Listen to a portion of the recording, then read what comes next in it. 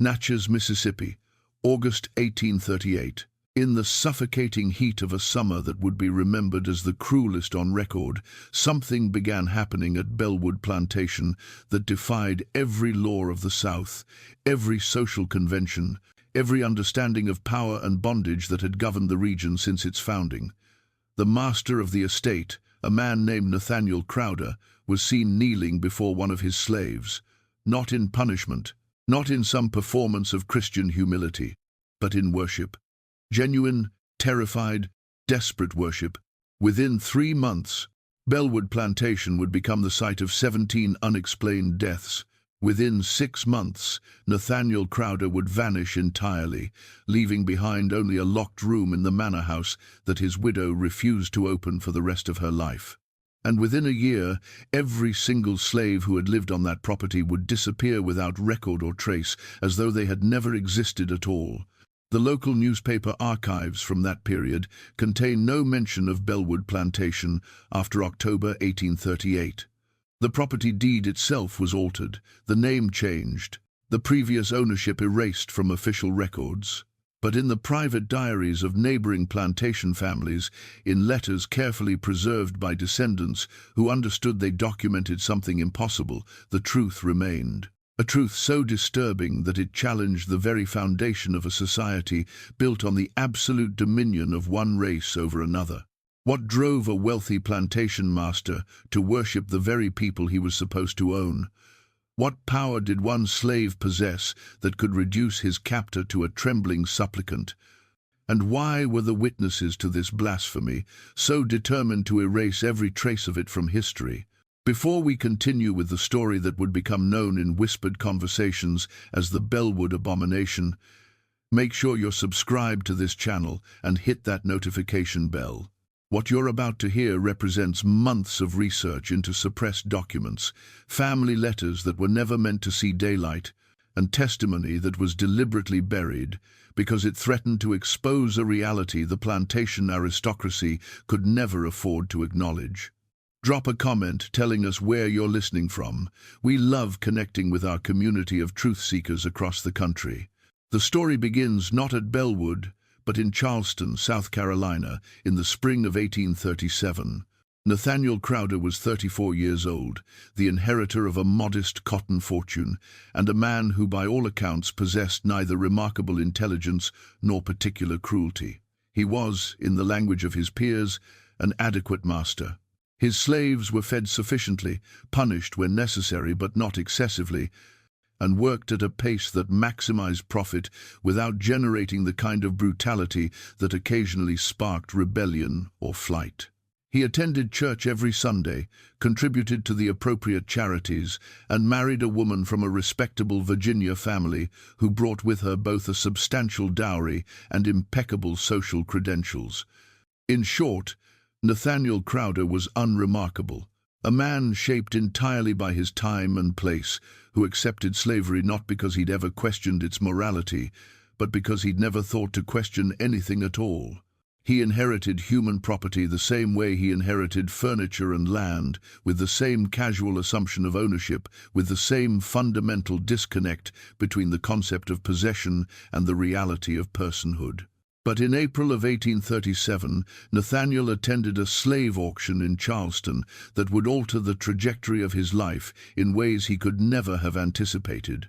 The auction was held at Ryan's Mart, a location that would later become notorious in abolitionist literature, but which in 1837 was simply another commercial space where human beings were bought and sold with the same procedural efficiency as livestock. Nathaniel had come to the auction looking for field hands. His overseer had reported that productivity was declining, that they needed younger, stronger workers to maintain output during the brutal summer months. What he found instead was a man who would haunt his every waking moment for the rest of his life. The slave was being sold as part of an estate liquidation.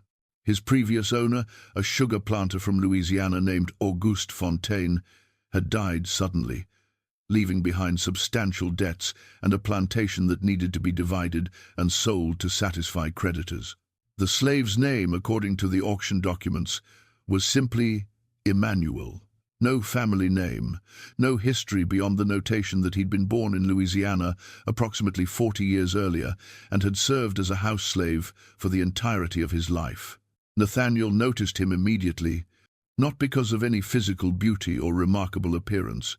Emmanuel was tall, perhaps 6 feet, with the deep black skin that suggested pure African ancestry rather than the mixed heritage common among house slaves. His face was marked by tribal scarification, 3 thin lines carved into each cheek, a practice that had been more common decades earlier, but was rarely seen on slaves born in America. His eyes held an intensity that made even the auctioneer uncomfortable, a direct, unflinching gaze that seemed to evaluate every person in the crowd with an intelligence that was supposed to have been beaten out of slaves generations ago. But what struck Nathaniel most powerfully was not Emmanuel's appearance. It was the reaction of the other slaves in the auction yard. As Emmanuel was brought to the block, chained but moving with a strange dignity that seemed at odds with his bondage, every slave within sight stopped what they were doing and watched. Not with curiosity, not with the typical resignation that characterized most auction observations, but with something that looked uncomfortably like reverence or fear. Perhaps both. The bidding started low. Emmanuel was 40 years old, past his prime for fieldwork, and his house servant skills were considered less valuable than the physical labor that drove plantation profits. Most buyers were looking for young males who could work for decades, not a middle-aged slave who might become a burden within a few years. Nathaniel found himself bidding almost without conscious decision, raising his hand mechanically as the price climbed from $300 to $400 to $500. He won Emmanuel for $650, significantly more than he'd intended to spend on a single slave, and certainly more than Emmanuel's apparent value justified. As the paperwork was processed and Emmanuel was transferred to Nathaniel's custody, the slave spoke for the first time. His voice was deep and resonant, with an accent Nathaniel couldn't quite place.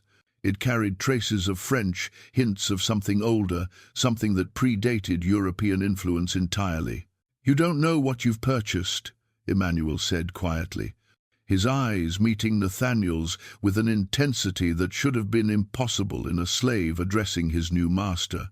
"But you will learn, and once you learn, you will wish you had never raised your hand at this auction." Nathaniel felt a chill run through him despite the Charleston heat. The proper response would have been immediate punishment, a public demonstration that such insolence would not be tolerated. But something in Emmanuel's tone stopped him. It wasn't threat or defiance, it was simply statement, delivered with the flat certainty of someone describing an inevitable future. "Watch your tongue," Nathaniel said, more quietly than he'd intended. "You're mine now. You'll learn to speak appropriately or face consequences." Emmanuel smiled, but there was no warmth in it. "I've belonged to 7 masters," he said. "All of them learned the same lesson. Ownership is an illusion when you don't understand what you own." Before Nathaniel could respond, Emmanuel fell silent and lowered his gaze in the expected posture of submission. But the damage had been done. Those words, delivered with such absolute conviction, would echo in Nathaniel's mind for weeks to come. The journey from Charleston to Bellwood Plantation took 4 days. Nathaniel traveled by carriage with his other recent purchases, 6 field hands who would join the 37 slaves already working his property. Emmanuel rode in the back of a separate wagon, chained and guarded, but seemingly unconcerned by his circumstances. The other slaves kept their distance from him, Nathaniel noticed. When they stopped for the night, the guards made sure Emmanuel was secured well away from the others, not because they feared he would run, but because the other slaves seemed actively afraid of being near him. "What's wrong with that one?" Nathaniel asked his overseer, a hard man named Thomas Garrett, who'd worked at Bellwood for 12 years and had earned a reputation for efficiency and ruthlessness in equal measure. Garrett glanced toward Emmanuel, then quickly away. "Don't know, sir, but the others, they won't go near him." Started whispering among themselves the moment they saw him. "Some kind of superstition, I expect. Field hands are always carrying on about one thing or another." What are they saying? Garrett hesitated. Won't repeat it, sir. Just ignorant talk, Negro foolishness about spirits and such. Tell me anyway. They're saying he's marked, that those scars on his face mean he belongs to something older than slavery, that men who try to own him end up owned themselves. Garrett's voice dropped to near whisper. They're saying his previous masters all died, sir, every one of them, some kind of curse. Nathaniel laughed, though it sounded forced even to his own ears. Superstition, as you said. His previous master died of natural causes. I saw the estate documents. Heart failure. Natural causes can mean many things, sir, and there were 6 masters before that one. You might want to ask about what happened to them. But Nathaniel didn't ask. Part of him didn't want to know. Part of him was already regretting the purchase, wondering why he'd spent so much money on a slave who seemed to radiate unease into everyone around him. Yet part of him, a part he didn't fully understand, felt compelled to discover what Emmanuel represented, what power he seemed to possess that could make other slaves react with such visceral fear. They arrived at Bellwood on a Thursday evening in late April. The plantation house was a modest Greek revival structure, white columns supporting a second-story veranda, magnolia trees lining the approach. It wasn't grand by Mississippi standards, nothing like the enormous estates that lined the river further north, but it represented prosperity and status that Nathaniel had inherited and maintained through careful, if uninspired, management. His wife, Margaret, met him on the front steps. She was 28, pale and thin, with the delicate constitution that was considered fashionable among wealthy Southern women. Their marriage was companionable if not passionate, built on mutual understanding of social obligation rather than any particular affection. Margaret ran the household with efficient detachment, maintaining the standards appropriate to their station without ever seeming particularly invested in the life those standards represented. "You're back earlier than expected," Margaret said, accepting his brief kiss on her cheek. "Were the auctions productive?" "I acquired 7 slaves," Nathaniel replied. 6 field hands and 1 house servant. "We don't need more house servants. We have adequate staff. This one is different. Experienced, mature. I thought he could assist with managing the others. Perhaps train some of the younger slaves in proper household procedures." Margaret's eyes narrowed slightly. She had excellent instincts for reading Nathaniel's evasions. "What aren't you telling me?" "Nothing of consequence. I simply made a purchase that seemed advantageous at the time." "Show me." Nathaniel led her to the wagon where Emmanuel waited, still chained, sitting with perfect stillness that somehow seemed more unnerving than movement. When Margaret saw him, her expression changed immediately. The polite distance that usually characterized her interactions with slaves vanished, replaced by something Nathaniel couldn't quite identify. Recognition? No, that was impossible. She'd never been to Louisiana, never had contact with Auguste Fontaine or his household. "Where did you find him?" Margaret asked quietly. "Charleston. Estate sale from a Louisiana planter. His name is Emmanuel. He has experience in household management." "His name is not Emmanuel." Margaret's voice had gone flat, the way it did when she was deeply disturbed but attempting to maintain composure. "Or if it is, it's not the only name he carries." "What are you talking about?" Margaret turned to face Nathaniel fully. "My grandmother was from New Orleans. She told me stories when I was a child, stories about the old practices that came from Africa, about slaves who maintained the knowledge their captors tried to beat out of them. She described men who carried marks like that, 3 lines on each cheek. Those marks mean he's a priest, a keeper of old knowledge. Do you understand what you've brought into our home?" "Folktales," Nathaniel said, but his conviction was wavering.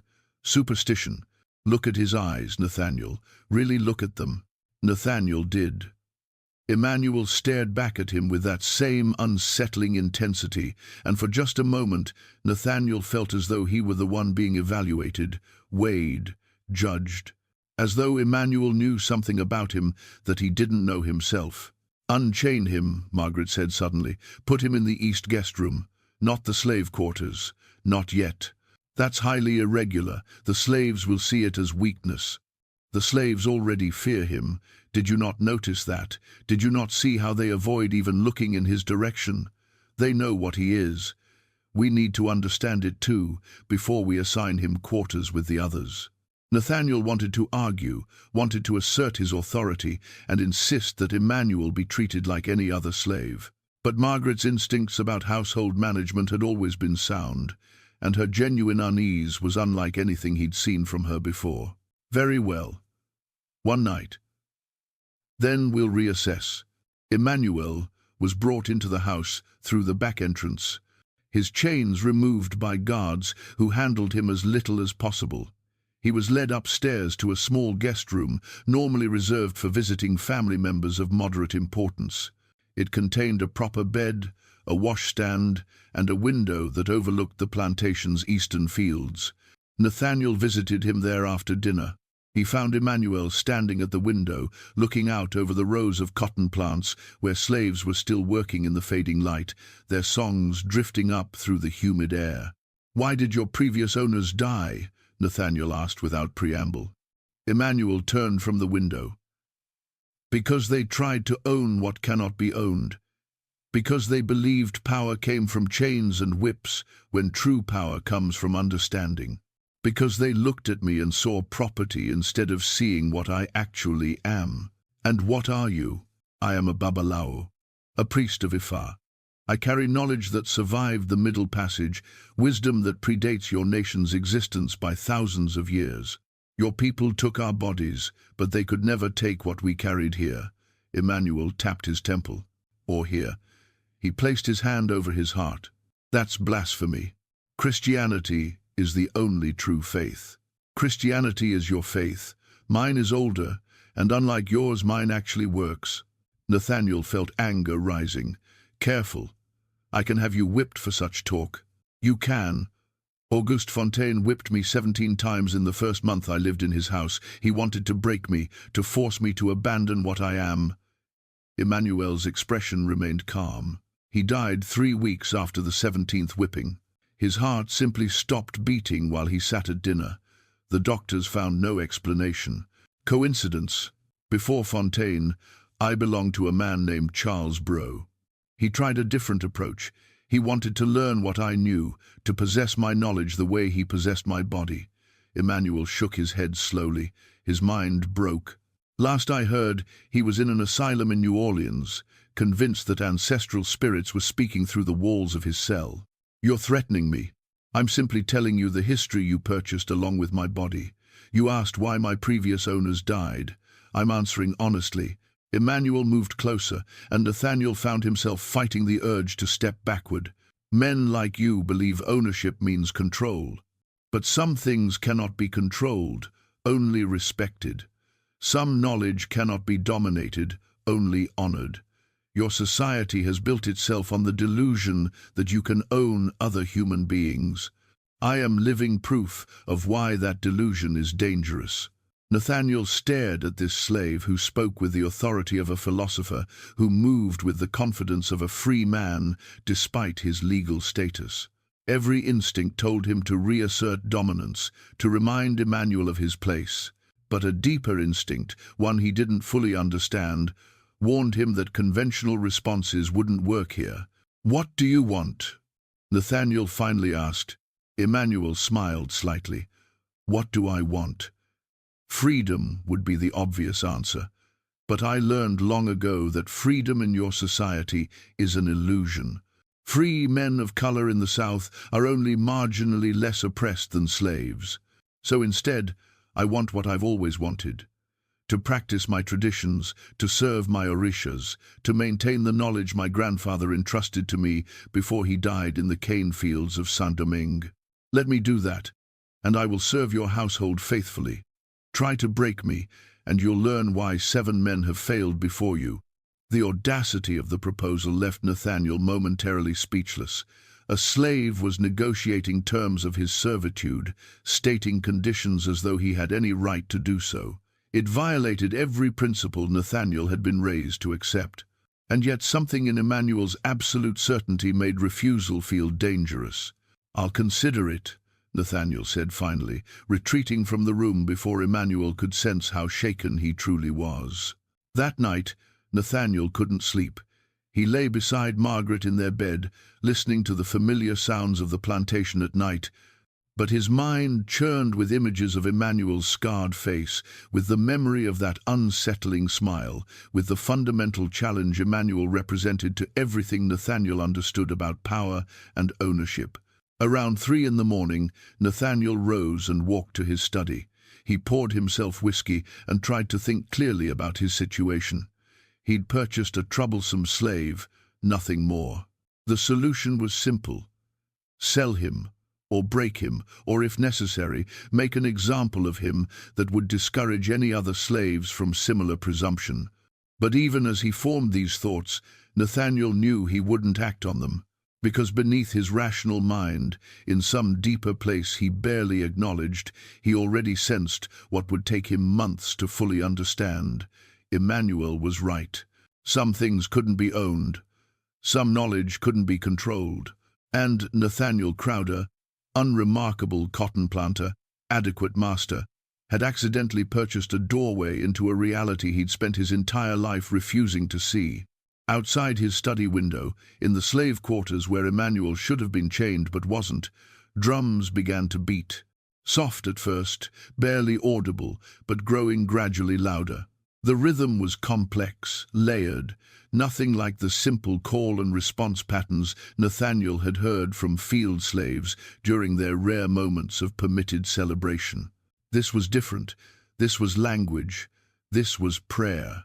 And as Nathaniel listened, he realized that every slave on his plantation was awake and listening too.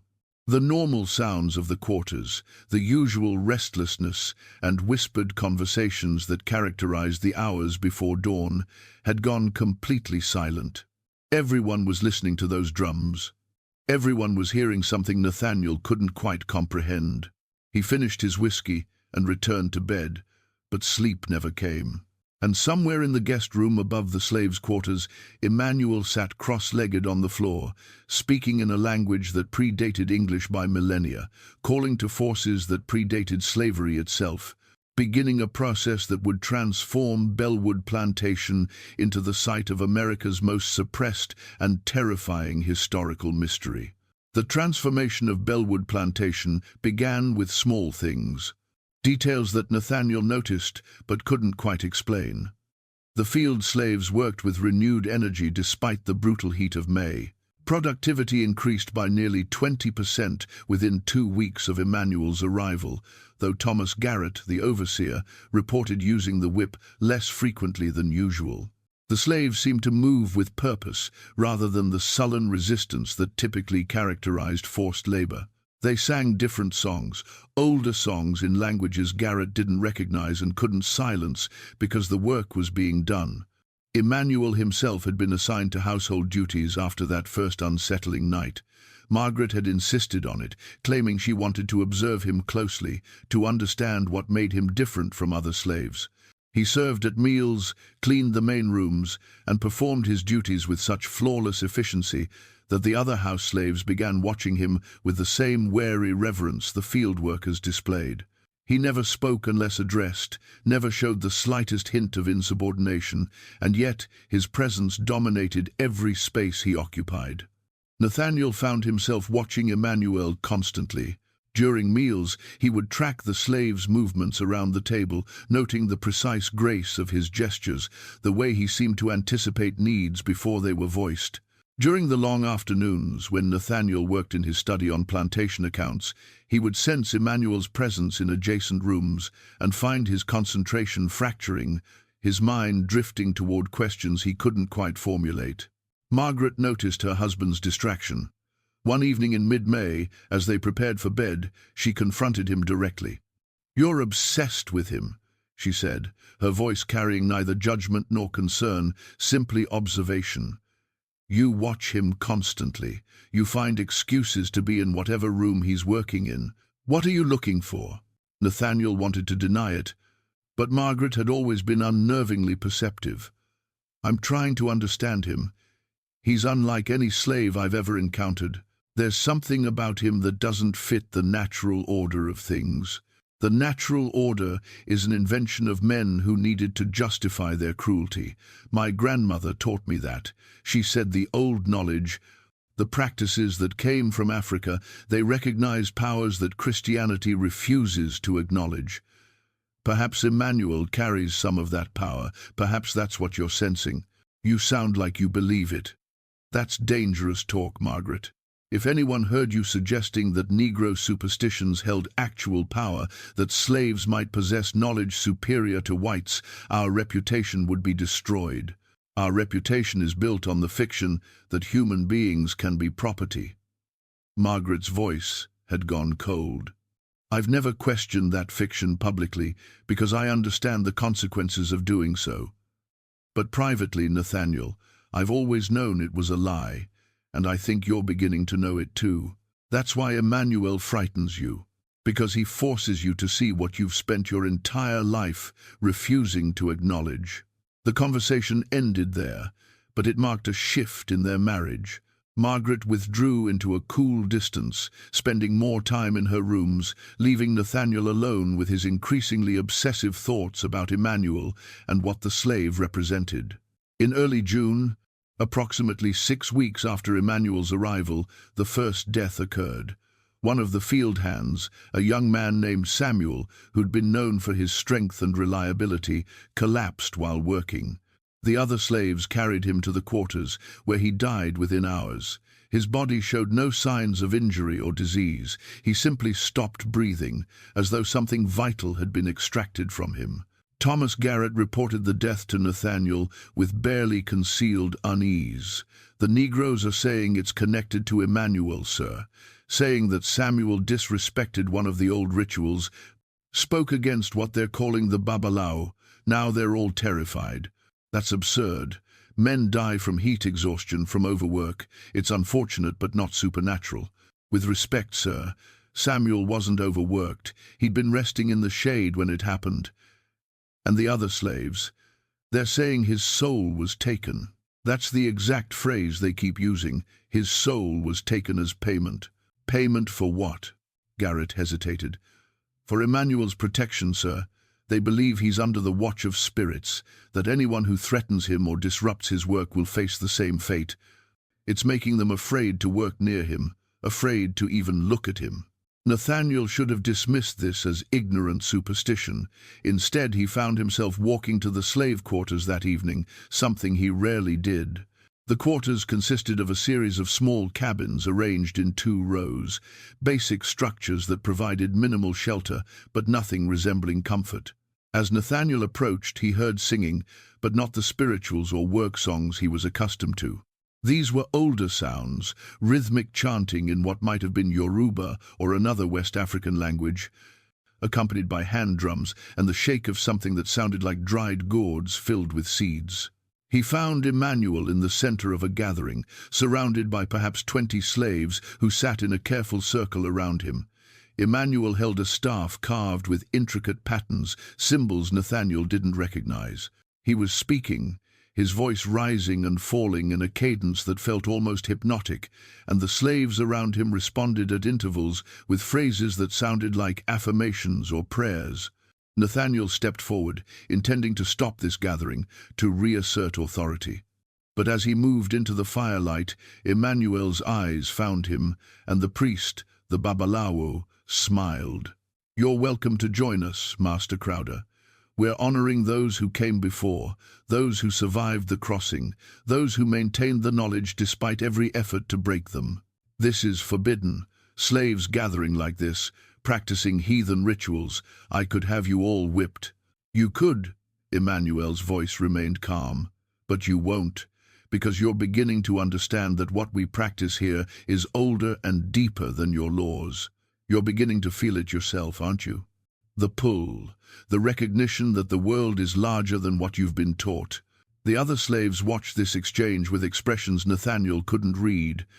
Fear, certainly, but also something else. Hope, perhaps, or anticipation. "Samuel's death was natural," Nathaniel said, though his voice lacked conviction. "It had nothing to do with your rituals or threats. Samuel mocked what we do here.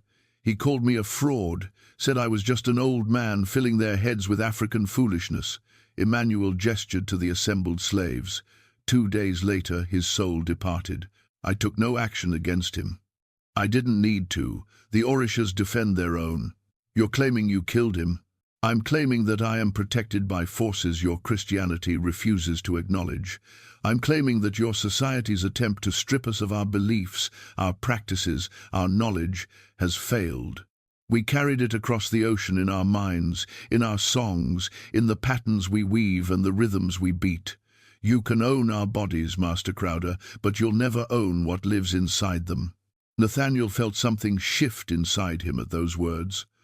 A recognition he didn't want to accept. A understanding that Emmanuel was right about the fundamental limitation of slavery. You could chain a body, force it to labor, claim legal ownership, but the mind, the soul, the essential self, these remained free, no matter what papers said, no matter what laws enforced. He turned and walked away from the gathering without issuing any punishment or prohibition. Behind him, the chanting resumed, and Nathaniel felt as though he'd lost something crucial in that moment. Some piece of the certainty that had always defined his understanding of his place in the world. That night, he dreamed of Emmanuel for the first time. In the dream, the slave stood in a forest clearing, surrounded by figures that seemed to shimmer between human and animal forms. Emmanuel spoke in that unknown language, and Nathaniel understood every word, despite never having heard the tongue before. The Babalawo was explaining the nature of power, the difference between dominance and authority, between force and true sovereignty. And in the dream, Nathaniel found himself kneeling, not in submission, but in recognition of something greater than himself.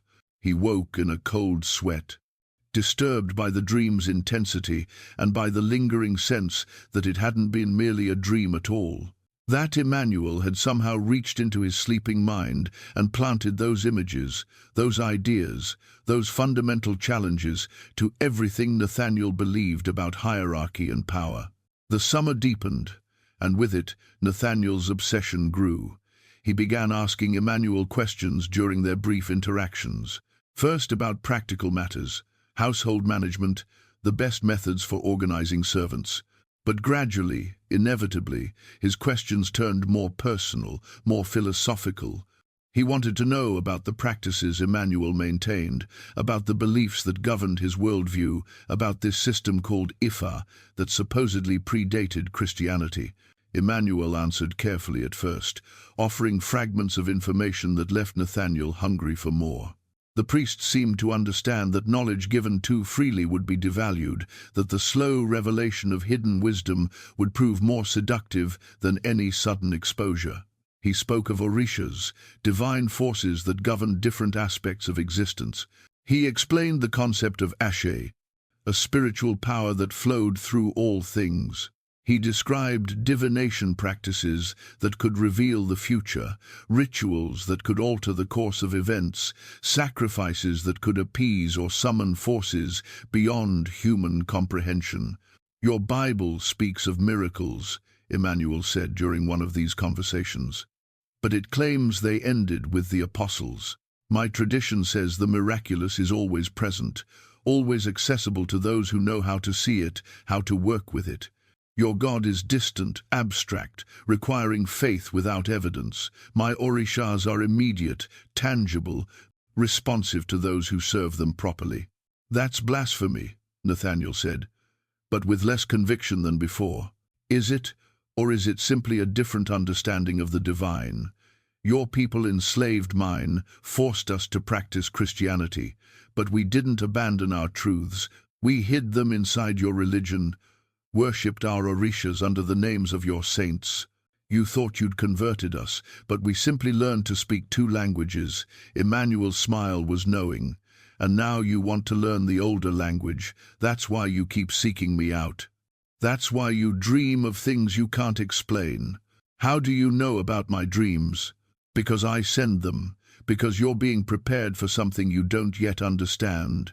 because the Orishas have marked you as someone who needs to learn what your society has tried to destroy. Nathaniel should have been terrified, should have recognized this as manipulation, as a slave attempting to exert inappropriate influence over his master. Instead, he felt a strange excitement, a hunger to understand what Emmanuel was offering. The world had always seemed so fixed, so predetermined by social hierarchy and racial superiority, but Emmanuel was suggesting that reality was more fluid, more negotiable, more open to those who possessed the right knowledge. In July, 2 more deaths occurred at Bellwood. Both were field hands who'd reportedly spoken against Emmanuel, who'd tried to convince other slaves to avoid his rituals, to maintain their Christian faith instead of returning to African practices. Like Samuel, they died suddenly, without injury or obvious illness. The pattern was impossible to ignore. Thomas Garrett came to Nathaniel's study, his face pale. "Sir, we need to do something about Emmanuel. The slaves are convinced he's killing anyone who opposes him. They're terrified. Some are talking about running. We could lose our entire workforce if this continues." "Emmanuel hasn't touched anyone. I've watched him carefully. He performs his duties, participates in these gatherings, but takes no violent action. That's exactly what makes it so frightening, sir. If he was just a murderer, we could handle that. Chain him, punish him, make an example. But this looks like witchcraft. Looks like he's commanding powers that can kill from a distance. The slaves believe it absolutely, and I'm starting to wonder if they might be right. You're telling me you believe in Negro magic, that you think Emmanuel can kill with curses? I'm telling you that 3 healthy men are dead, sir. 3 men who all opposed the same slave. That's not coincidence, that's pattern. And patterns mean cause, even if we don't understand the mechanism. Nathaniel dismissed Garrett, but the overseer's words lingered.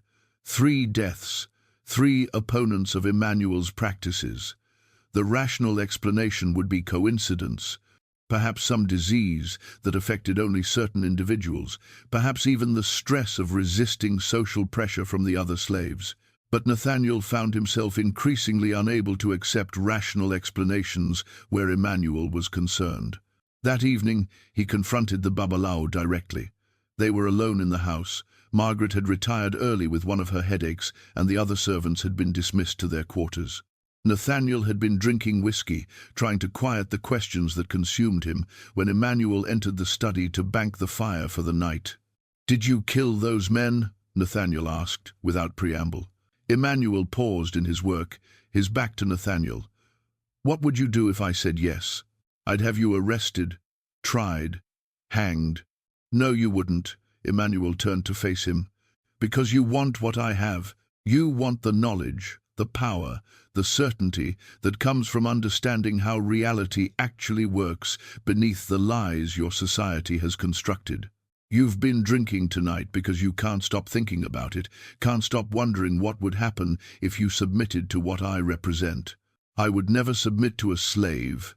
Then you misunderstand the nature of what I'm offering." Emmanuel moved closer, and Nathaniel found himself unable to retreat. This isn't about social hierarchy or racial superiority.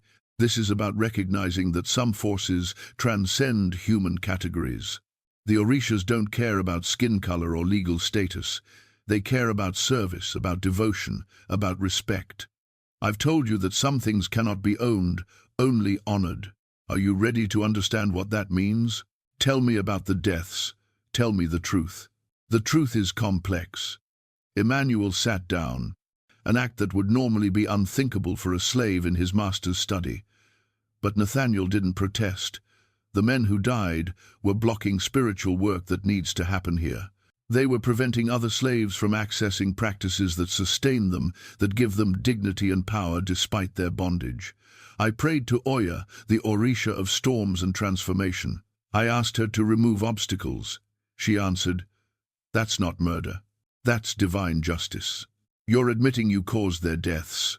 I'm admitting that I petitioned forces greater than myself, and those forces acted." Emmanuel's eyes held Nathaniel's gaze. "And here's what frightens you most. You've been watching the results. You've seen men die for defying spiritual authority. And some part of you recognizes that this power is real, is effective, is superior to the empty Christianity you practice every Sunday without truly believing. That's not true. I have faith. You have habit, you have social obligation, but you don't have faith. If you did, you wouldn't be here asking me these questions. You wouldn't be dreaming of orishas and ancient forests. You wouldn't be slowly, inevitably recognizing that everything you've been taught about power and hierarchy is built on delusion. Nathaniel stood abruptly, knocking over his whiskey glass. You forget yourself. You're a slave. You exist at my pleasure. I could have you destroyed with a word. Then do it. Emmanuel remained seated, utterly calm. Call for Garrett. Order my execution. End this conversation and return to your comfortable lies. Or admit what you've known since Charleston. That purchasing me was the beginning of your education into a reality you've spent 34 years refusing to see. The silence stretched between them. Nathaniel's hand trembled. His mind raced through options, responses, ways to reassert the proper order of things. But beneath his panic, beneath his anger, a deeper part of him recognized that Emmanuel was right. Something fundamental had shifted in Nathaniel's understanding of the world. The certainties that had always governed his life, the assumptions about white superiority and black inferiority, about masters and slaves, about power and submission, all of it suddenly seemed desperately fragile, performative rather than true. Teach me, Nathaniel heard himself say, the words emerging before he could stop them. Show me what you know. Emmanuel's smile was terrible in its gentleness. Oh, Master Crowder, I've been teaching you since the moment you purchased me. I've been showing you since the first night you dreamed. Now the real education begins. Now you'll learn what happens when a man raised on lies finally encounters truth. But be warned, what you're asking for cannot be taken back. Once you see clearly, you can never return to comfortable blindness. Once you acknowledge the orishas, they'll expect devotion. Are you truly ready for that? Nathaniel nodded, not trusting his voice. And in that moment, in that gesture of agreement, the master of Bellwood Plantation began his transformation into something his society had no language to describe. A white man learning to worship forces his culture had tried to destroy. A plantation owner kneeling before knowledge carried by the very people he claimed to own. A man discovering that the only thing more terrifying than slavery's brutality was the truth slavery had been designed to suppress. That some powers could never be conquered. Some knowledge could never be erased. And some people, no matter how thoroughly degraded by bondage, carried within them a sovereignty that no chains could touch. Emmanuel stood, gestured toward the door. Come with me. There's something you need to see.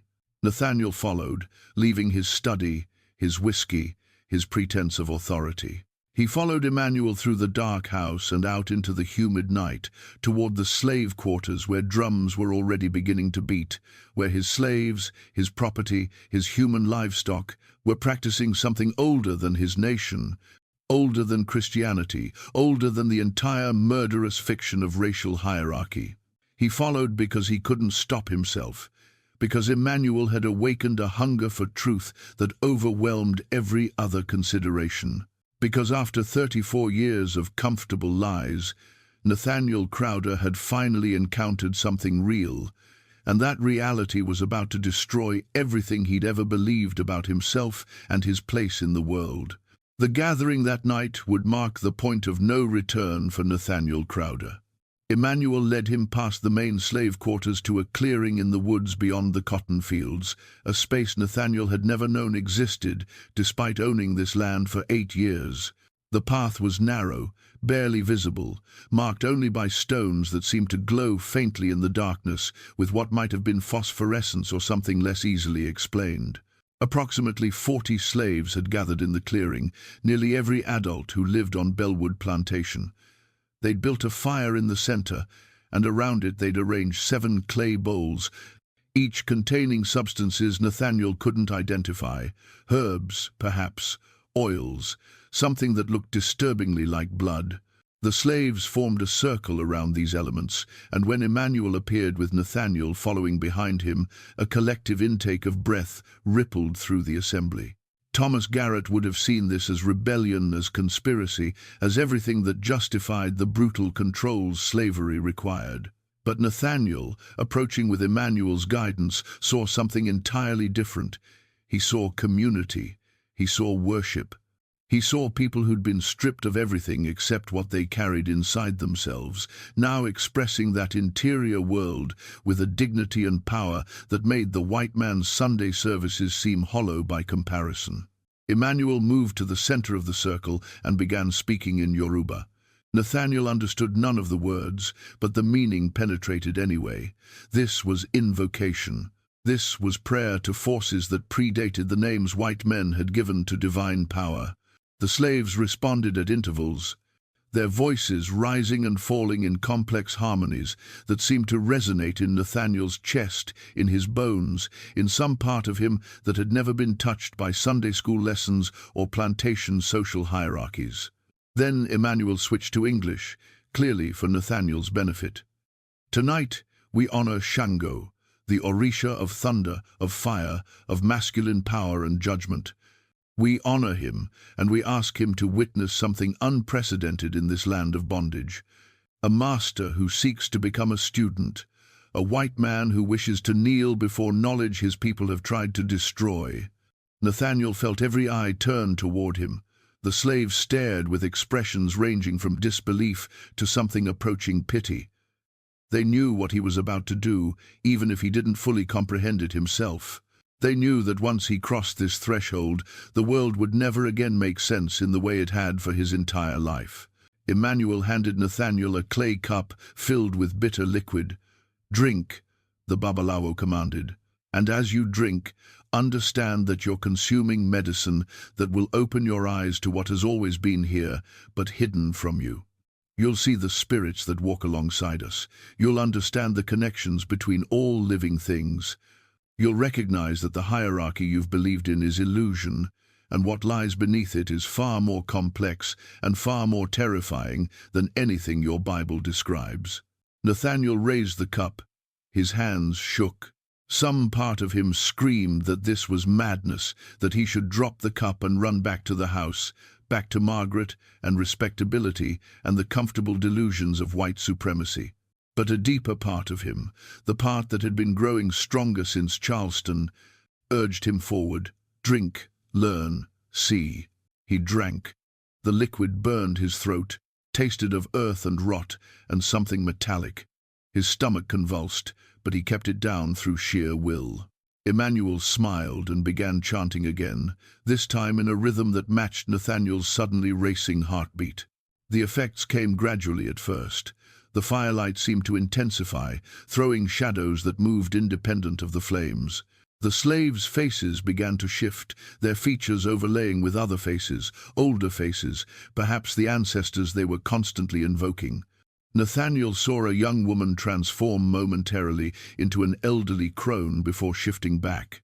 He saw a field hand's eyes glow with an amber light that had no source. Then the visions deepened. The clearing expanded impossibly, becoming a vast space that held more than the physical dimensions should allow. Figures emerged from the darkness beyond the firelight. Not human, not quite, but possessing human-like forms wrapped in lightning, in wind, in water that moved with conscious intention. These were the Orishas, Nathaniel realized, with a terror that paradoxically felt like recognition. These were the powers Emmanuel served, the forces that had protected him, that had killed those who opposed him, that now observed Nathaniel with what might have been curiosity or might have been hunger. One figure stepped forward from this impossible assembly, massive, draped in red and white cloth, carrying a double-headed axe that crackled with actual electricity. This was Shango, the Orisha Emmanuel had invoked, the thunder deity, the judge of men. He moved toward Nathaniel with steps that shook the ground, and when he spoke, his voice was the sound of storms breaking over mountains.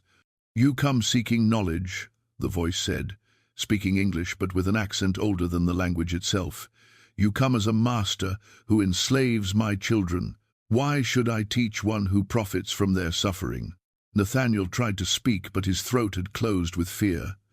Emmanuel placed a hand on his shoulder, and the touch somehow gave him strength. I come because I've seen that my understanding is false, Nathaniel managed.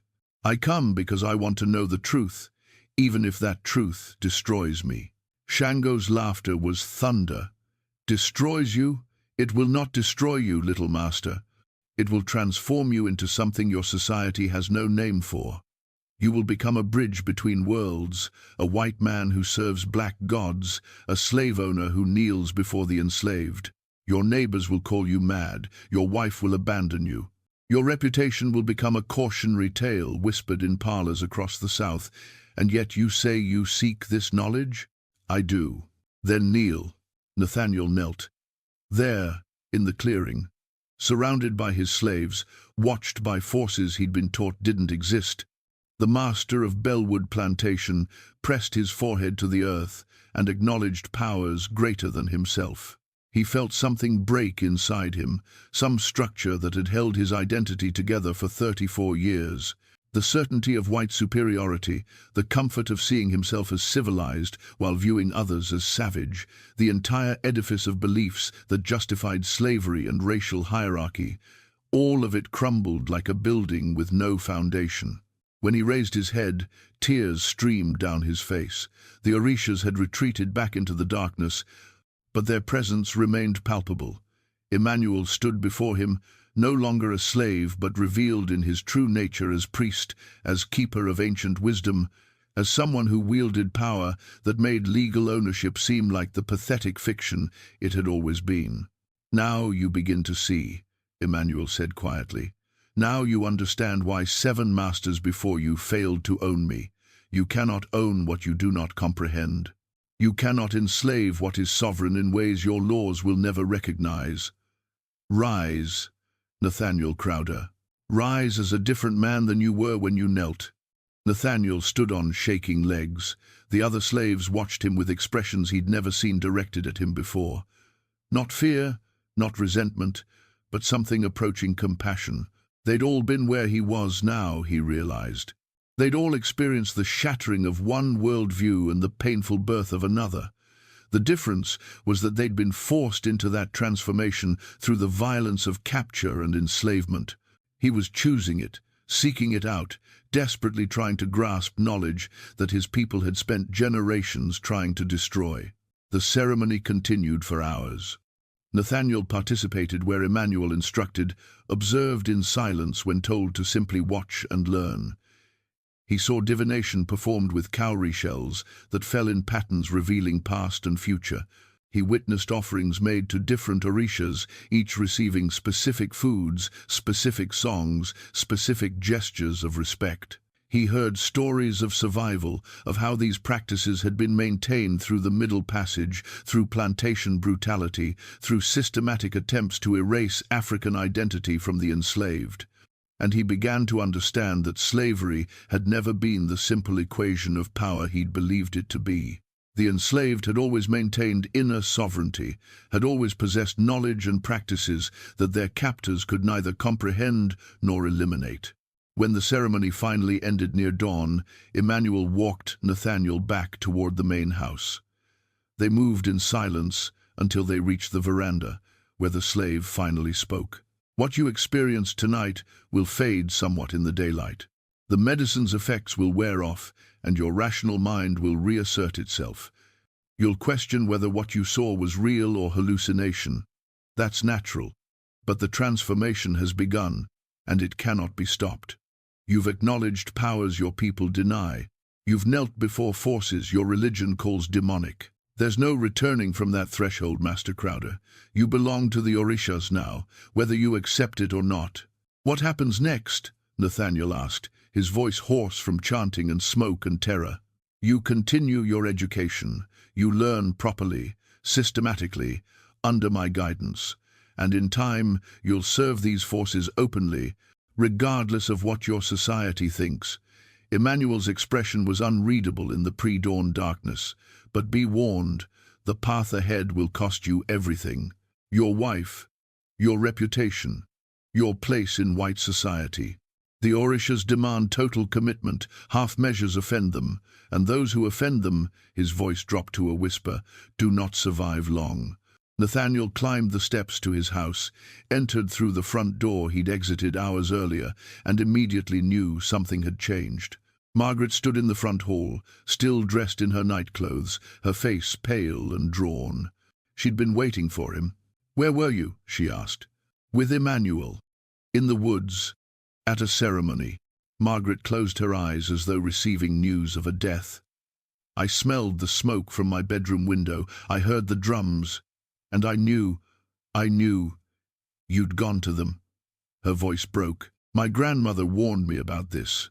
She said that sometimes the knowledge calls to people who have no right to it, people whose souls hunger for truth, even when truth will destroy them. She said those people become bridges, and bridges are always walked upon, always bearing weight between two worlds, always suffering for their position." Nathaniel reached for her, but Margaret stepped back. "Don't. I can smell it on you. The herbs, the offerings, the spirits you've been consorting with. You're marked now, Nathaniel. Claimed by forces I grew up fearing and respecting from a safe distance. I won't try to stop you. I know it's too late for that. But I won't accompany you on this path either. You'll do this alone. Margaret, please try to understand." "I do understand. That's the tragedy. I understand exactly what's happening to you, and I know it's irreversible." She gathered her composure with visible effort.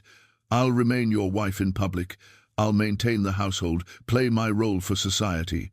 But our marriage, our actual partnership, that ends now. You've chosen gods over me, ancient powers over our life together. I can't compete with that, and I won't try." She turned and walked up the stairs, leaving Nathaniel alone in the hallway as morning light began filtering through the windows.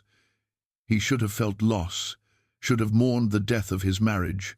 Instead, he felt only a strange sense of inevitability. Margaret was right. He'd crossed a threshold that separated him from everything he'd been before.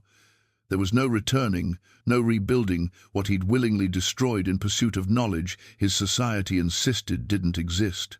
Over the following weeks, Nathaniel's transformation accelerated. He spent hours each day with Emmanuel, learning the principles of Ifa, the system of divination and wisdom that governed Yoruba spiritual practice.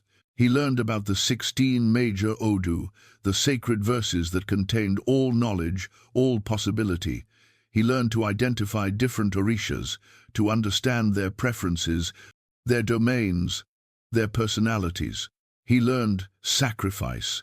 Not the blood sacrifice that terrified white Christians, but the more profound sacrifice of ego, of certainty, of the comfortable lies that made slavery psychologically possible.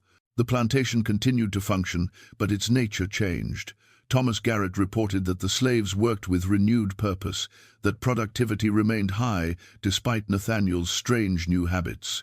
But the overseer also noted with growing alarm that the normal disciplinary methods no longer seemed necessary or effective. The slaves had reorganized themselves around Emmanuel's leadership.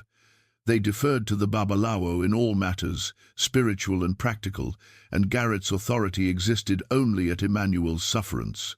"I've lost control, sir," Garrett admitted during one particularly tense meeting. "They don't see me as overseer anymore. They barely acknowledge me.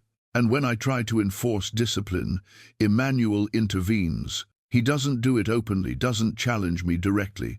But somehow, every time I order a punishment, something prevents it. The whip breaks. The chains unlock themselves. Once, I swear, a locked shed door simply opened when a slave I'd confined prayed to one of their African gods. I can't work under these conditions."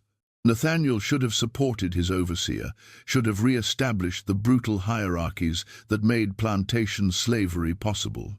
Instead, he heard himself saying, "Perhaps we don't need the kind of control you're accustomed to exercising.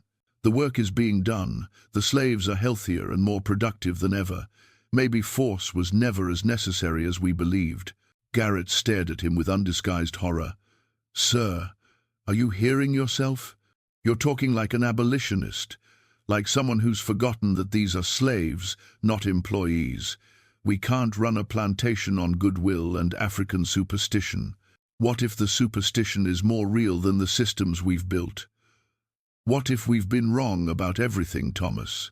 About power, about control, about what actually makes human beings work effectively?" The overseer stood abruptly. "I won't be part of whatever this is." "You've gone mad, Mr. Crowder. That Negro has done something to your mind, twisted you into something unnatural. I'm leaving Bellwood. I suggest you find someone else to manage your property, because I can't watch this degradation anymore." Garrett departed that afternoon, abandoning a position he'd held for 12 years. Word of his leaving spread quickly through the neighboring plantations, and with it came rumors.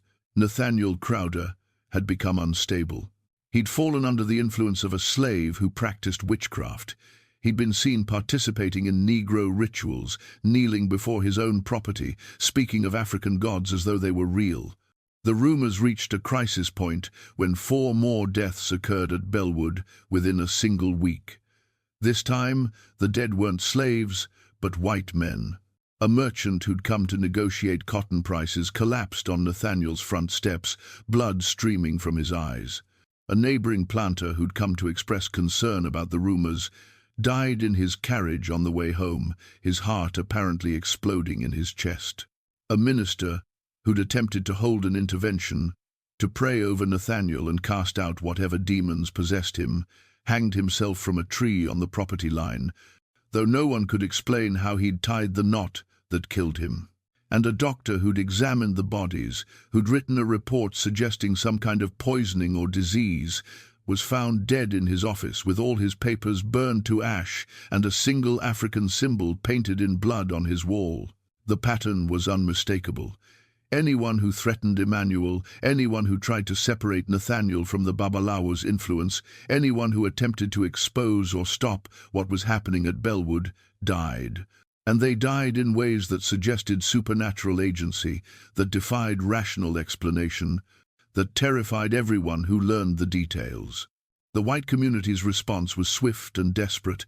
A delegation of planters and town officials arrived at Bellwood in late August, determined to confront Nathaniel and, if necessary, remove Emmanuel by force. They found Nathaniel in the main parlor, dressed in white robes instead of his usual gentleman's clothing, his face painted with white chalk in patterns that mimicked the scarification on Emmanuel's cheeks.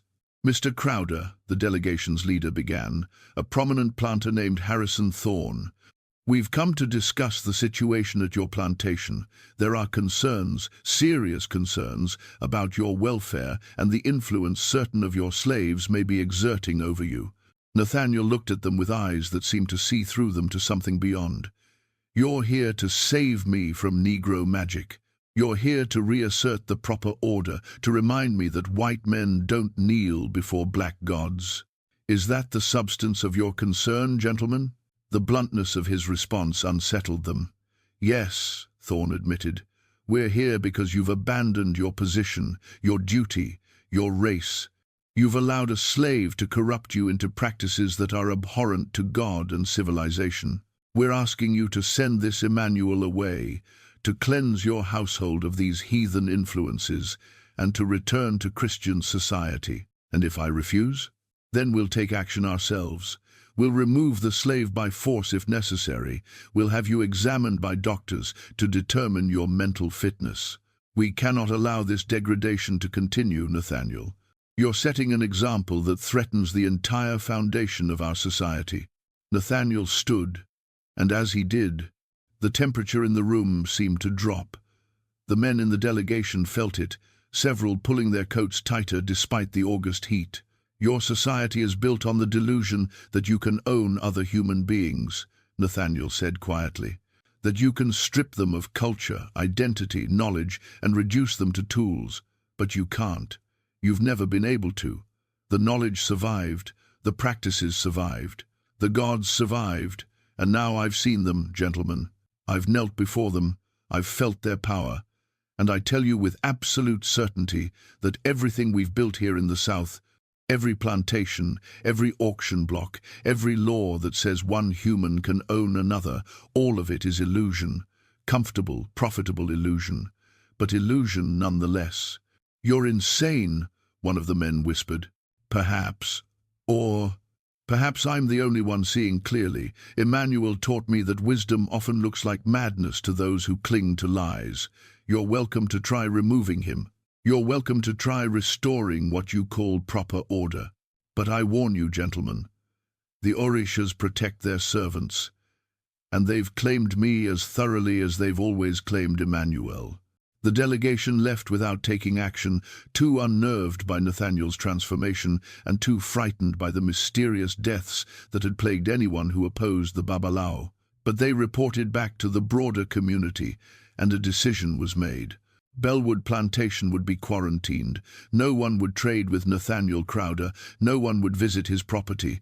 The Postal Service was instructed to avoid the estate.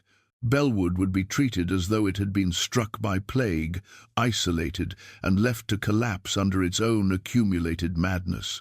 By September, Nathaniel's education was complete. He could read the Dialogun, the cowrie shell divination system. He could identify the signatures of different Orishas in natural phenomena. He'd learned the prayers, the songs, the sacred stories that Emmanuel had carried across the ocean in his mind, and most significantly, he'd accepted his new role, not as master, but as devotee. Not as owner, but as student of knowledge far older than the nation that had tried to destroy it. Emmanuel summoned him one evening to the clearing where his initiation had begun. The other slaves were absent this time. Just the two of them, priest and convert, standing under stars that seemed impossibly bright. "You've learned well," Emmanuel said. "You've embraced truths that destroyed lesser men. But now comes the final test, the moment that will determine whether your transformation is complete or whether you'll break like the masters before you." "What test?" Emmanuel handed him a knife, simple iron blade with a wooden handle. "The Orishas require sacrifice," he said. "Not animal sacrifice, though that has its place. They require the sacrifice of what you were. The complete death of Nathaniel Crowder, plantation master, so that someone new can be born, someone who serves forces greater than himself, someone who acknowledges that in the true hierarchy of power he stands below those he once claimed to own." Nathaniel held the knife, understanding flooding through him. "You want me to free them, to legally emancipate every slave on this plantation." Not just emancipation. Emmanuel's eyes gleamed in the starlight. "The Orishas want you to kneel publicly, to acknowledge before witnesses that your authority was always fiction, to proclaim that the enslaved are sovereign in ways you'll never achieve. That's the sacrifice they demand. Your reputation, your social standing, your place in white society, everything that made you Master Crowder must die. Only then will your transformation be complete." "If I do this," Nathaniel said slowly, "I'll be destroyed. Financially, socially, perhaps physically. The other planters will see it as madness or treason. They'll find ways to punish me, to take what remains of my property, to erase me from respectable society." "Yes." Emmanuel's voice held no sympathy, only the flat certainty Nathaniel had heard in Charleston so many months ago. This is what I warned you about from the beginning. Ownership is an illusion, but destroying that illusion comes with a price. You must pay that price, or the Orishas will take payment in ways more terrible than social ruin." Nathaniel looked down at the knife in his hand, this symbol of his final choice. He thought of Margaret, already estranged, but still bound to him by law and custom. He thought of the plantation his family had built, the wealth that sustained them, the future that had once seemed so certain and secure. All of it would die if he did what Emmanuel demanded. All of it would be sacrificed to forces his society insisted didn't exist. He thought of the visions he'd seen, the Orishas who'd accepted his worship, the knowledge that had shattered every certainty he'd ever held, and he understood that there was no real choice here. He'd crossed the threshold months ago. Everything since then had been inevitable progression toward this moment. "I'll do it," Nathaniel whispered. "I'll give them what they demand." Emmanuel smiled, and in that smile, Nathaniel saw both victory and tragedy. The priest had won, had successfully converted a master into a worshipper, had proven that slavery's power was always more fragile than the knowledge it tried to suppress. But that victory would cost Nathaniel everything, would reduce him from prosperous planter to cautionary tale, would make him a ghost in his own life, remembered only as the man who went mad and betrayed his race. "Tomorrow," Emmanuel said. "Tomorrow you'll make your public declaration. Tomorrow Bellwood Plantation becomes something unprecedented in Mississippi. A place where the enslaved claim freedom and the master acknowledges he never had authority at all. Tomorrow, the comfortable illusion dies, and uncomfortable truth takes its place." They stood together in the clearing, master and slave, both roles now meaningless in the face of forces older than slavery itself. And Nathaniel understood with terrible clarity that this moment, this sacrifice he was about to make, would be erased from history by people who couldn't afford to acknowledge what it represented. The story would be suppressed, the records altered, the truth buried under comfortable lies that preserved the fiction of white supremacy and black inferiority. But the Orishas would remember. The knowledge would survive. And somewhere in the future, perhaps, someone would uncover the fragments of this story and understand what really happened at Bellwood Plantation in 1838, when a master learned to worship his slave, when comfortable lies met uncomfortable truth, and when the price of that meeting proved more terrible than anyone could have imagined. The morning of September 15th, 1838, dawned with an oppressive heat that seemed to press down on Natchez like a physical weight. Nathaniel Crowder woke before sunrise, dressed in the white robes he'd worn for ceremonies, and walked through his house for what he knew would be the last time as its master. Margaret remained in her bedroom, the door locked, refusing to witness what was about to happen. She'd tried once more the previous evening to dissuade him, to appeal to whatever remained of the man she'd married. But Nathaniel was no longer that man. The transformation Emmanuel had begun in Charleston was complete. By 9 in the morning, a crowd had gathered at the gates of Bellwood Plantation. Word had spread that Nathaniel intended to make some kind of announcement, and the combination of morbid curiosity and genuine concern had drawn planters, merchants, and town officials from across the county. They stood in clusters, whispering among themselves, speculating about what new madness Crowder would display. Some carried weapons, prepared to intervene if the situation demanded it. Others came simply to witness what they hoped would be the final degradation of a man who'd betrayed everything they believed in.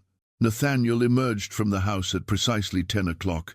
Emmanuel walking beside him. The sight of them together, master and slave, moving as equals, sent a ripple of disgust through the assembled crowd. But what truly shocked them was Nathaniel's appearance. The white robes, the chalk markings on his face, the necklaces of beads in colors that corresponded to different Orishas, all of it proclaimed his allegiance to traditions white society had spent generations trying to destroy. Harrison Thorne stepped forward, his face red with anger and something approaching fear. "Crowder, what is the meaning of this display? Have you no shame left at all?" Nathaniel's voice, when he spoke, carried across the crowd with unexpected power. "I've gathered you here to witness the death of a delusion. For 8 years, I've operated this plantation under the belief that I owned the people who worked this land. That belief was false. It's always been false. Ownership of human beings is a legal fiction, a social construct built on violence and maintained through systematic brutality. But it has no reality beyond what we agree to enforce." "You're mad," someone shouted from the crowd. "Possessed by Negro devils." "I'm awake," Nathaniel countered. "Perhaps for the first time in my life. Emmanuel, the man you see as my slave, has taught me things your churches deny, your laws suppress, your entire society refuses to acknowledge. He's shown me that power doesn't flow from ownership, but from knowledge. That sovereignty exists in the mind and soul, not in legal documents. That the people we've enslaved have maintained wisdom and practices that make our Christianity seem like the primitive superstition. The crowd's murmurs grew hostile. Several men moved forward, hands on weapons, but Nathaniel raised his hand, and something in his gesture stopped them. Perhaps it was the absolute conviction in his bearing. Perhaps it was fear of what had happened to others who'd tried to interfere with Bellwood's transformation. Or perhaps it was something else, some power that now flowed through Nathaniel, borrowed from the Orishas he'd learned to serve. "Today, I'm signing documents that legally emancipate every enslaved person on this property." Nathaniel produced papers from within his robes. 63 human beings will become free, not as an act of mercy, but as acknowledgement of a truth I should have recognized long ago. They were never mine to own. Their apparent bondage was illusion, maintained only through violence and delusion.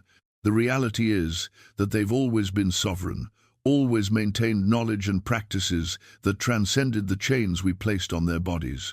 "You'll be ruined," Thorne said, his voice shaking. "The other planters will destroy you for this. The bank will seize your property. You'll have nothing." "I have something more valuable than property," Nathaniel replied. "I have truth. I have knowledge of forces your society pretends don't exist.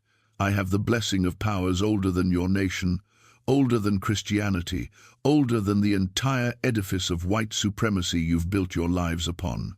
Emmanuel stepped forward then, his voice joining Nathaniel's. "What you're witnessing here terrifies you because it threatens the foundation of your world. If one master can see through the delusion of ownership, others might follow. If one white man can kneel before black gods and find truth instead of savagery, your entire racial hierarchy collapses. That's why you'll try to erase this moment from history.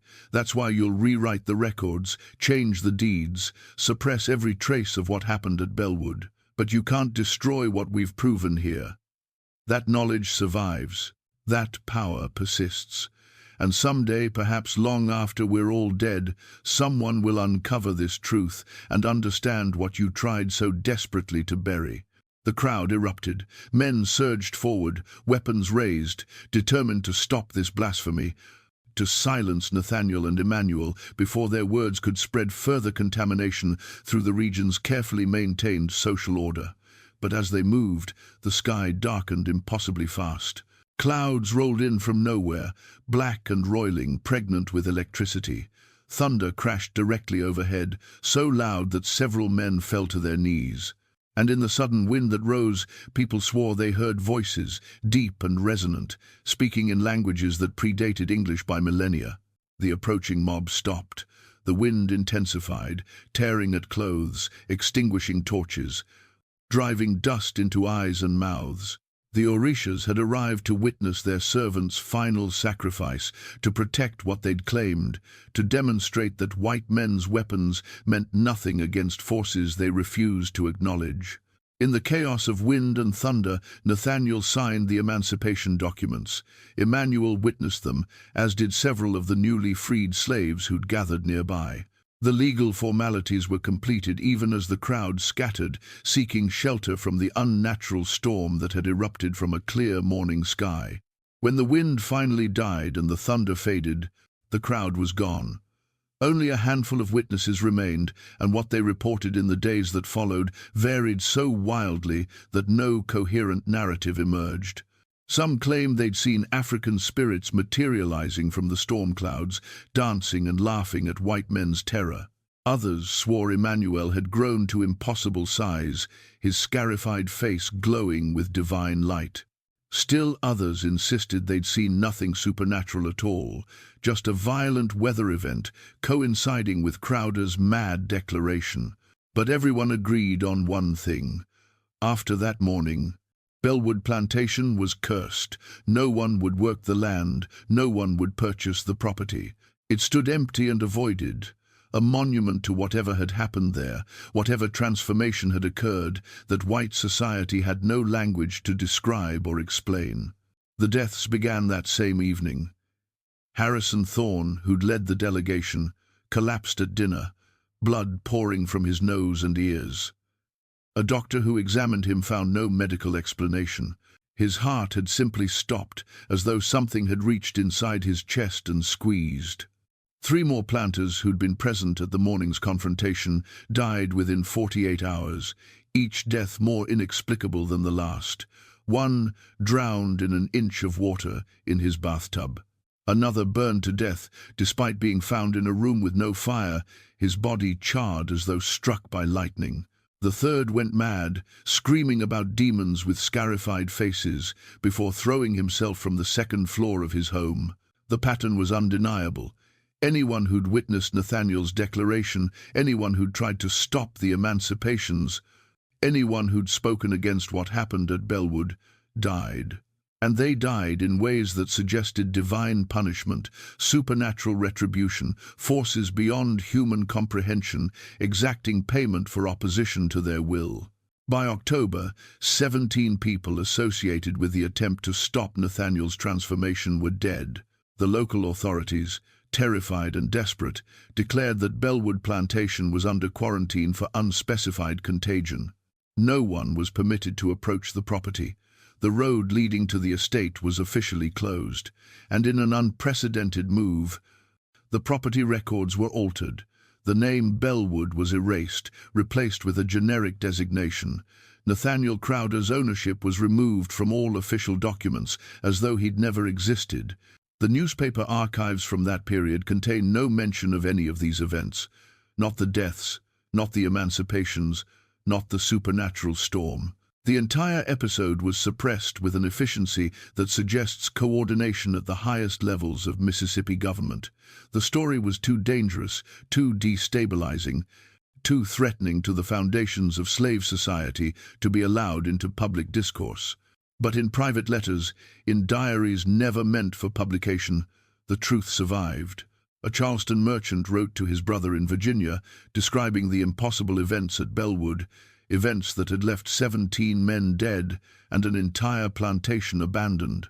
A doctor's journal contained detailed notes on the mysterious deaths, including his professional opinion that no natural cause could explain the pattern or manner of death.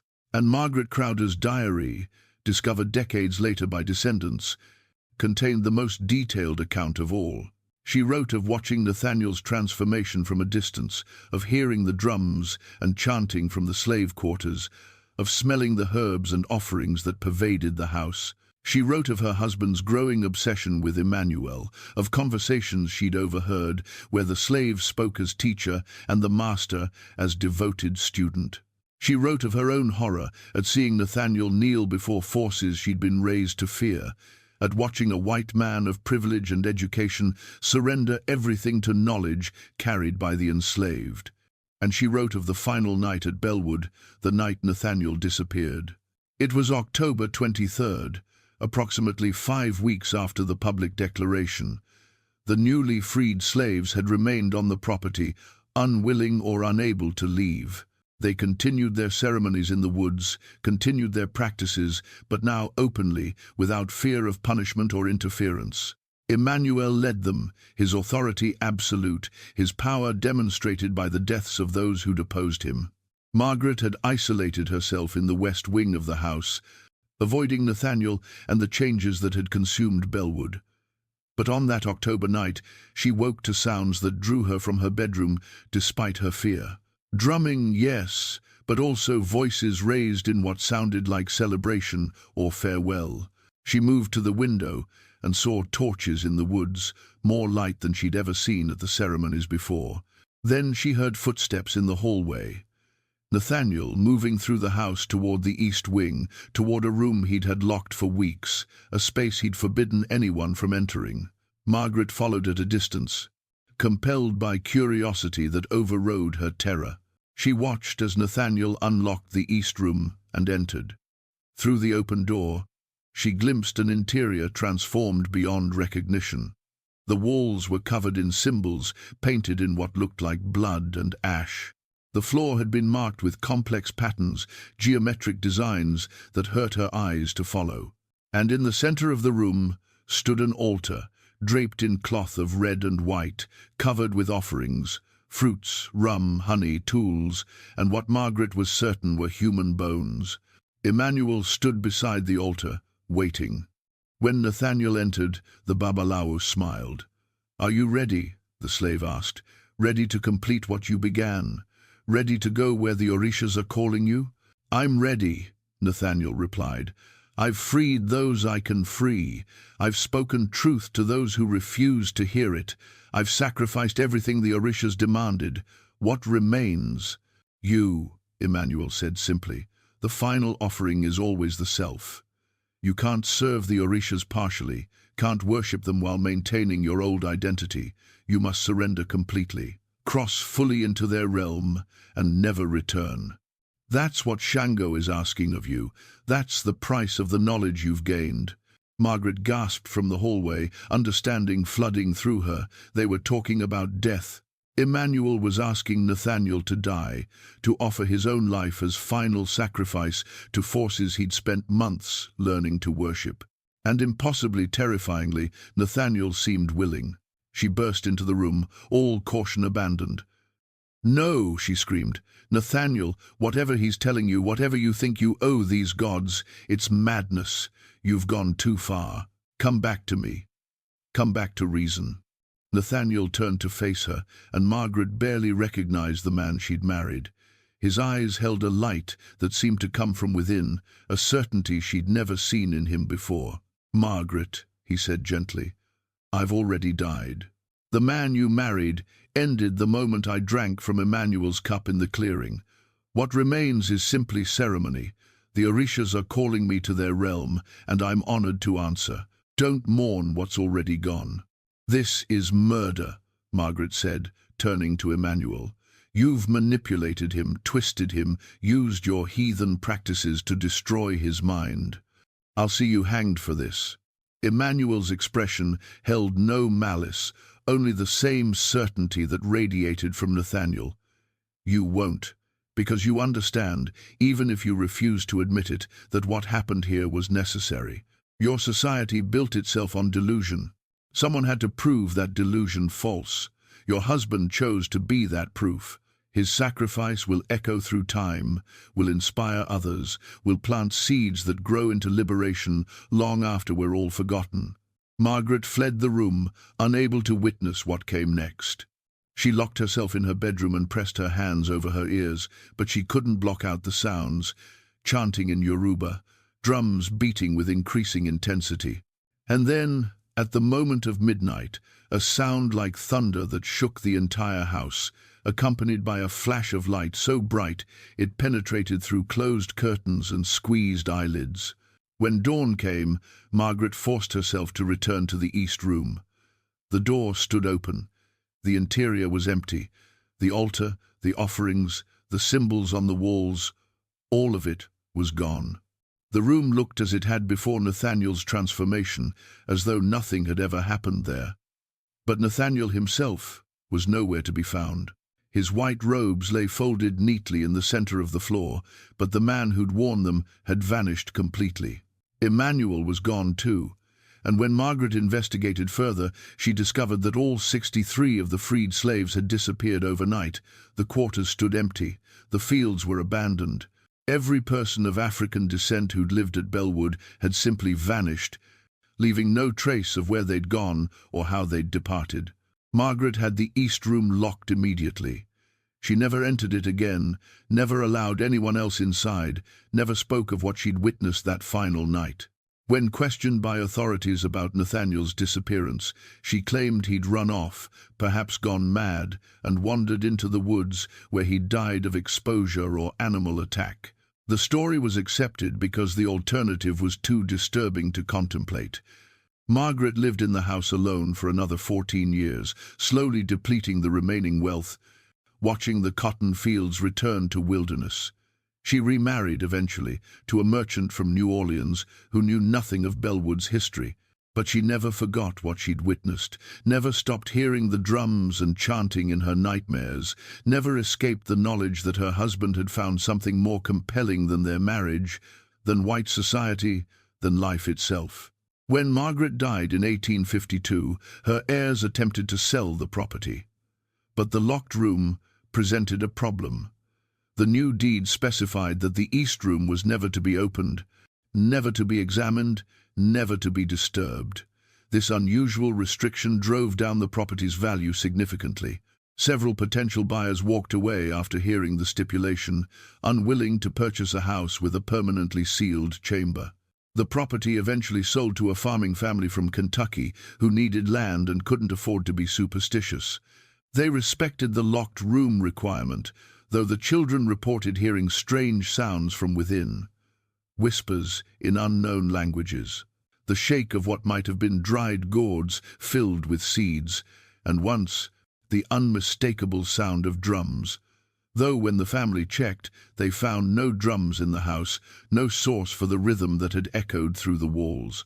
In 1865, during the chaos following the Civil War, the house burned. The fire started in the east wing, in or near the locked room. It consumed the entire structure within hours, leaving only the foundation and the towering columns that had marked the entrance. The farming family rebuilt elsewhere, on a different part of the property, far from the original house site. The sealed room's contents, whatever Nathaniel and Emmanuel had created in that space, were destroyed by flames and lost to history, or so the official story claims. But there are other accounts, whispered stories preserved in the oral traditions of freed slaves and their descendants. Stories that say Emmanuel returned to Bellwood after the war, dug through the ruins of the East Room and recovered something, a box, perhaps, or a collection of objects, things that had belonged to Nathaniel, or things that represented him, and that Emmanuel took these items north, to Boston or Philadelphia or some other city where freed slaves were establishing new lives, new communities, new traditions that blended African practices with American experiences. Some versions of the story say Emmanuel lived to an impossible age, that he was seen in 1890, 1895, even 1900, always looking exactly as he had in 1838. The scars on his face never fading, his eyes never losing that unsettling intensity. These stories claim he established a temple somewhere in the north, a place where Yoruba practices were taught openly, where the knowledge that had survived the Middle Passage was finally honored without persecution. Other versions say Emmanuel returned to Africa, carrying with him proof that the Orishas had been served even in the heart of American slavery, even by a white man who'd learned to worship forces his society denied. That he presented this proof to priests in Nigeria or Benin, who received it with a mixture of joy and sorrow. Joy that the knowledge had survived, sorrow for what that survival had cost. But the most persistent version of the story, the one that appears in multiple sources across different decades, claims something far stranger. That Nathaniel Crowder didn't die that October night in 1838. That he crossed into the realm of the Orishas while still alive, becoming something between human and spirit, between man and divine messenger. That he exists still in that in-between space, serving forces that transcend mortal time, bearing witness to a truth his society tried to bury but could never entirely destroy. This version appears in an 1870 account from a formerly enslaved woman in Louisiana who described meeting an old white man who spoke perfect Yoruba and carried the mark of Shango on his forehead. She claimed he told her his story, about being a plantation master who'd learned to worship those he'd enslaved, who'd sacrificed everything to serve African gods, who'd been taken by those gods into their service for eternity. She didn't believe him at first, thought he was mad or lying. But then he showed her things, she said. Performed divinations so accurate they revealed details about her family she'd never spoken of, called spirits who appeared as wind and thunder. Demonstrated knowledge that no white man should possess, that no mortal being should command. If you're watching this, then you've followed the Sealed Room's research into one of America's most thoroughly suppressed historical mysteries. A story that challenges everything we think we know about slavery, about power, about the limits of human knowledge and divine intervention.